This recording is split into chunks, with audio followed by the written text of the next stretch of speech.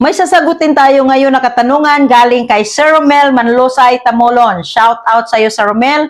Pakinggan mo rin, baka makarelate ka sa concern niya.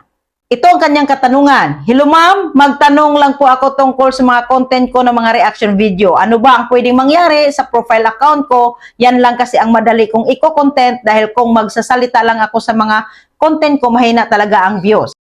Sa reaction video, yan ang nagpapakilala sa akin kay Algo na invite ako sa content monetization. Nagkaroon ako ng mga followers at mga sharers na taga-ibang bansa dahil sa reaction video. Anong pwedeng mangyari sa account ko? Sana masagot. Maraming salamat po, Ma'am Jovelyn. God bless.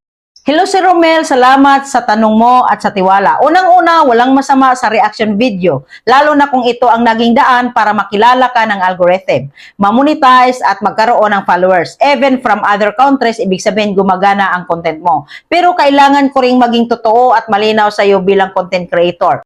Ano ang pwedeng mangyari sa account mo kung puro reaction videos lang? Una, pwede kang mag-grow pero may limitasyon. Oo, tataas ang views at followers pero kadalasan hindi ikaw ang minamahal ng audience kundi yung original na video na nire-reactan mo. Pangalawa, may race sa originality at monetization sa long term. Kapag masyadong umaasa na sa content ng iba, may posibilidad na ma-flag as reuse content, bumababa ang reach sa kalaunan, malimit ang monetization kapag humigpit ang rules.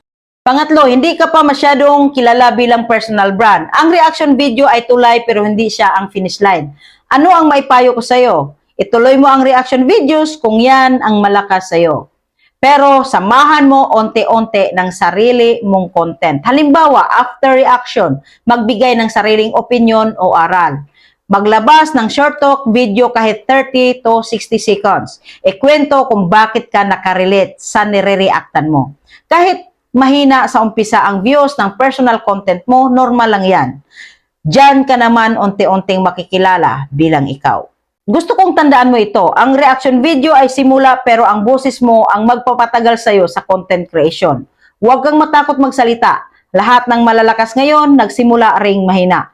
Salamat ulit sa tanong mo. God bless at tuloy mo lang, may potential ang account mo. Sana natulungan kita. Paki-like, follow and share na rin.